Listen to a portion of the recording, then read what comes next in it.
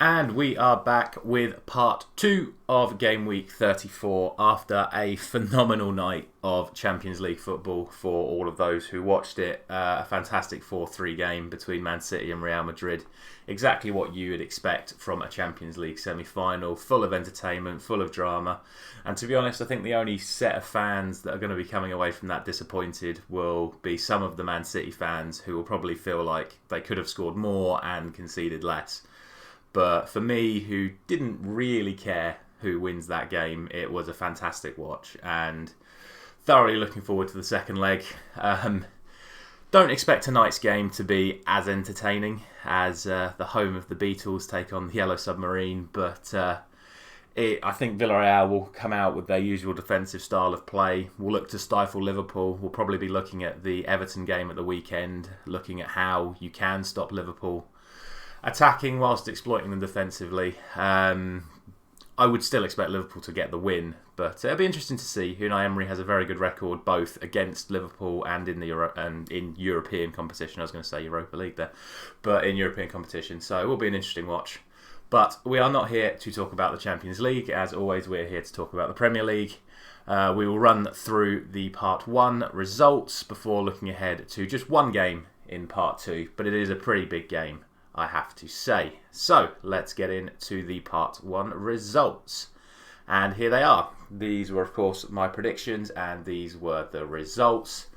Disappointingly, I do get 3 points for accurately predicting Man United to lose 3-1 away at Arsenal. As always, I hope for better when my side plays, but I had to be realistic, and unfortunately, like I say, I get the 3 points for getting that prediction correct. Other than that, I wouldn't say there are any major surprises. I was a little bit disappointed that Crystal Palace couldn't get the job done against Leeds. I would have expected at least 1 point from that game. But overall, not really any shocks. Probably a shout out to Newcastle as well. They've been playing really well recently to get a 3-0 away win at bottom of the league. Norwich, who themselves and Watford look like they're basically down now. Looks like it's going to be a straight up scrap between Burnley and Everton, with Leeds potentially being dragged in. They do have some very tough fixtures left, but that remains to be seen. So far, that is a game week score of 7. As always, let me know down below how you got on over the weekend. And let's get into the Part 2 prediction. And like I said, it is just the one game. It is Manchester United-Chelsea on Thursday night. And honestly, I think this may be the hardest prediction of any game all season, because I feel like I could put any scoreline in here and it could be justified. I think Man United played their best game for a couple of months at the weekend, and doesn't that tell you how far we've fallen off this season, that we put in our best game for 2 months and we lost 3-1 to Arsenal. Obviously missed penalties, other penalties we could have had, shots off the post twice from Dalot. There were opportunities there to score more goals, and I think the United players will be a little bit disappointed they didn't get more out of that game. But I also have to look at it from the perspective of, for the second game running, we put absolutely no effort to stop the opposition from playing. And it's fair enough to say that Thiago dominated the Liverpool game, but we gave him that much space. But off the back of it, to then allow Xhaka and El Neni to dominate a game, and even the most hardcore Arsenal fans will tell you that Xhaka and El Neni are not exactly world-class midfielders like Thiago is, and we made them look like that.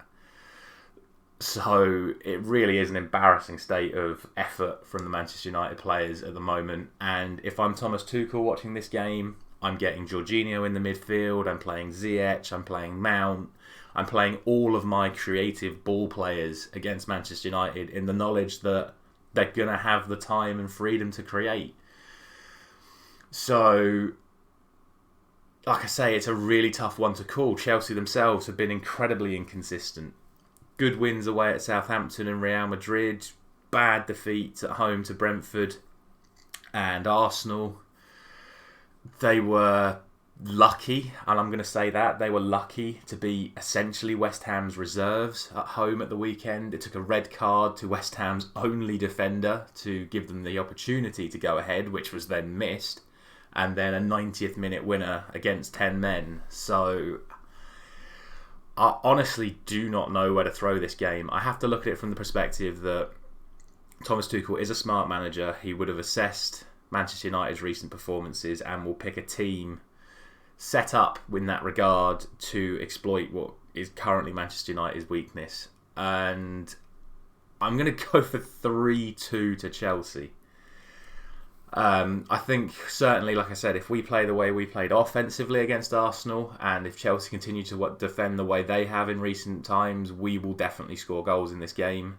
But if Chelsea can get on the ball and we give them the time and space to create, they are still a very dangerous side, full of world-class players. And if we keep defending the way we've been defending, Chelsea will score a lot of goals against us. I was very tempted to go for 3-3, but I just don't have the faith in United right now to get the results against the big teams. I really don't. So I would expect Chelsea to win this game, just given current quality on the pitch. But like I said, I really think I could throw any prediction at this game without it being a major surprise.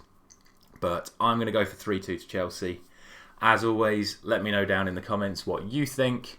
Don't forget to like, share and subscribe. And I will be back on Friday morning for Game Week 35. Thank you very much for watching.